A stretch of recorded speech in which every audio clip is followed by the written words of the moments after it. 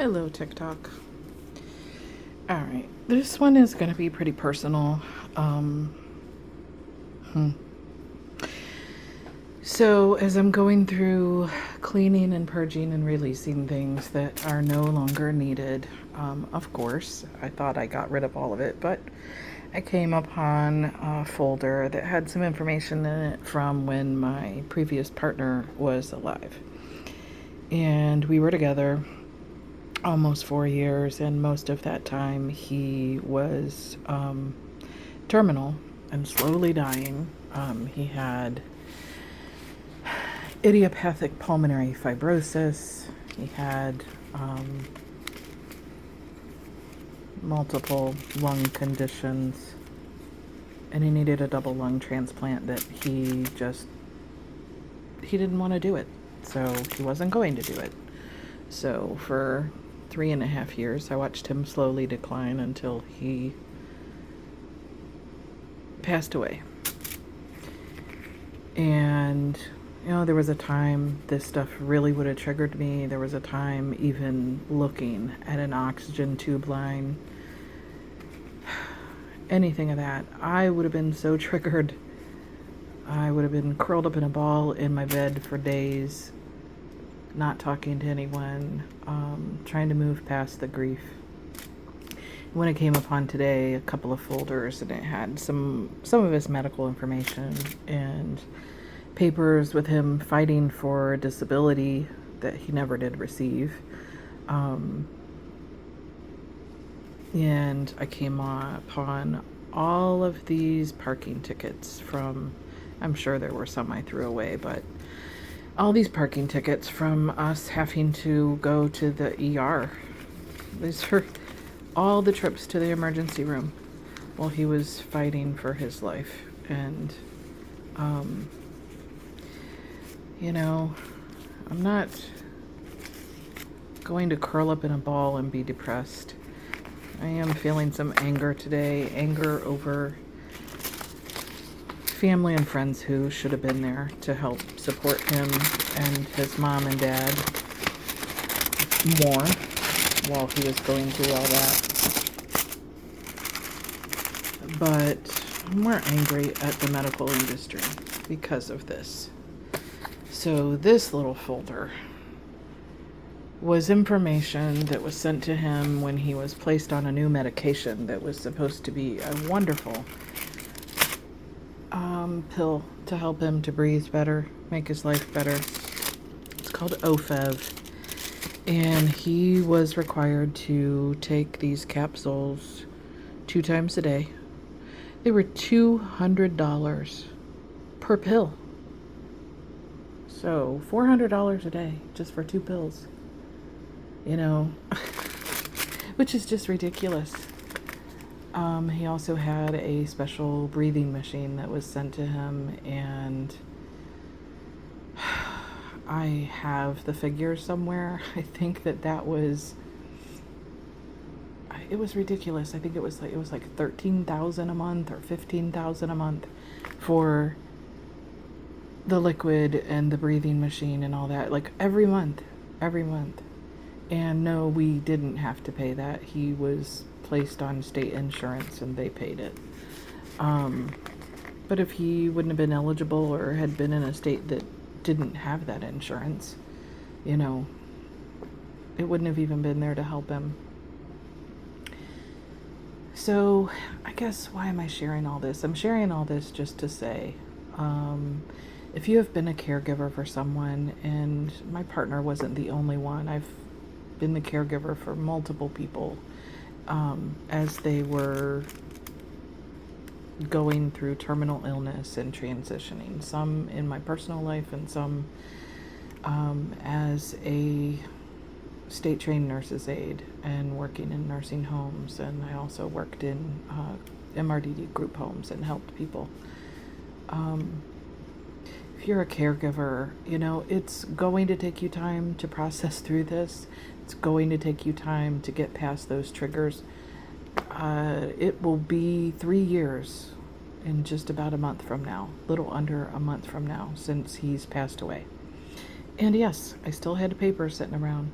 I carried around a big old box of papers in the trunk of my car for 2.5 years that I refused to take into my house, but I wasn't ready to let go.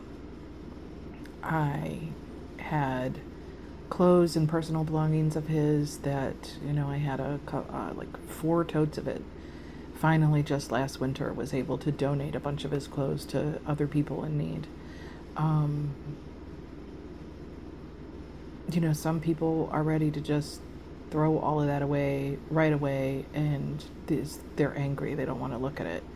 And I knew that I would process through it when I was ready to process through it, and that's okay.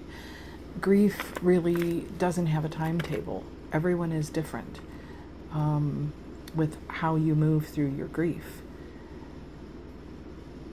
I've had people say, well, why are you still clinging on to this? Why are you having such a hard time letting all of this go? And it feels so much easier today. It didn't always feel that way, but it was a long illness, and there were just some really tough moments throughout all of that. And the year that he died, it wasn't just his death. His father passed away. We were caring for him at home. That was in May. In June, my best friend, one of my best friends, died. Then my partner was in and out of the cardiovascular ICU for a couple months until he passed away. And from the time that my partner's dad died, I had 15 people who died within 8 months' time. So I wasn't just processing being the caregiver and watching my partner slowly die. And it was not a pretty death. I didn't share all the details with all of his family because that vision was stuck in my head didn't mean it needed to be stuck in everybody else's. But I was processing through multiple deaths over this last 3 years. And for me to have reached a point where I can look at this, I can throw it away, it doesn't affect me in the same way, is a day that I never thought I would get to. And I've learned that, your grief will come and go in waves, and you might have things that trigger you that you think you were so over and you were so fine, and, they come out of nowhere. But you will move through it. It may always be a memory that you have. Yes, I went through that experience. Yes, that was painful. And it sounds so cliche to say it gets better, but it does. It gets better. Just a couple of analogies that I've heard that really resonated with me, and so I'm going to share those with you today and give them to you in hopes that if you are grieving and you're still carrying such a heavy weight of that grief around with you, to know that it really, truly does lessen with time. So when I first was going through grieving all of those losses, my partner, my family, and my friends, I felt like I had an elephant of grief just sitting on my chest all the time. And I didn't want to live. I didn't want to keep going. The only thing that kept me going was I'm a caregiver for my mom, and I have adult children who have had a lot of people that, walk out of their lives and abandon them. So I wasn't going to be that person. So I fought through depression. I fought through suicidal thoughts. Pumped myself up on gangster rap to get through, pushing myself to get my ass up out of bed and go to work and keep living. But it wasn't easy. There were times where all I did was just lay in bed for months and not want to eat and not want to do anything and not want to be around people, and just lay there either numb, crying, or angry. And I had to work through it at my own pace. I wrote through it, got through it through using multiple methods. But it took time. That grief that used to sit on my chest like an elephant became smaller and smaller over time as I worked through it. And it didn't feel like an elephant on my chest anymore. It felt lighter. It felt more manageable. So the analogy that I heard was, that it may still be there, but it doesn't feel like a boulder anymore. It's kind of like a rock. You carry it in your pocket and you know that it's always there with you. That experience is something that you live through. It's never gone. But you become accustomed to carrying it. You become accustomed to the painful memory. And it doesn't mean that you have to live and wallow in that pain every day. It's just, it has become a part of you. And the burden of it becomes easier to bear over time.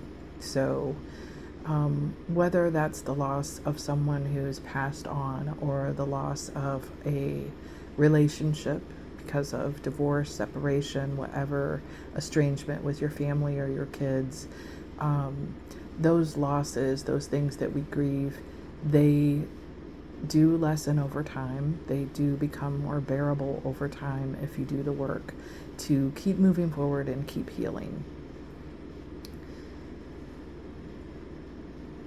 I know I'm going to do quite a few series on this because it's just a topic that's touched my life in so many ways, but I'll do another video on that. But for today, I just wanted to say it feels good to be releasing these things. Know that you're not alone if you're walking through a grief journey and you're feeling stuck with being able to release things and let things go.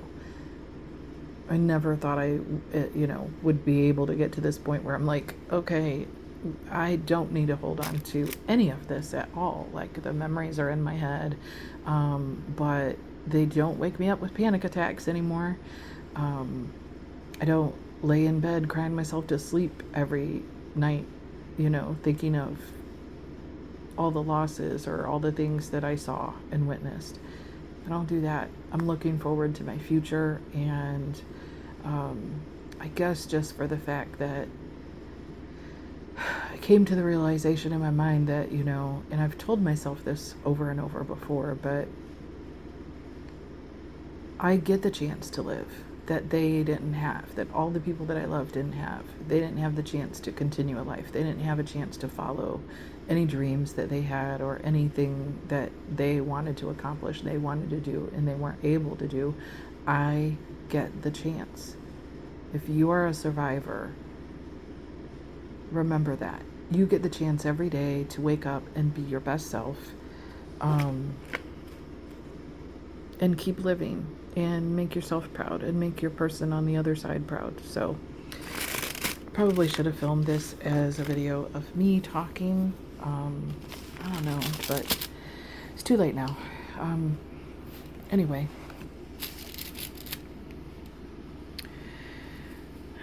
now that you've stared at the medical papers and instead of me. Anyway, TikTok. So that's where I'm at today. I hope that if you, like I said, if you have went through a grief journey, that you have someone to talk to, that you have a friend, a therapist, a healer, someone in your life who understands your journey, does not judge you for the time that it takes for you to process through and release your emotions or release things and belongings related to that person that you've let go. You'll get there if you just keep moving forward a little bit every day, and it won't hurt so much. Live your life. Focus on the future when you can. Remember to love yourself.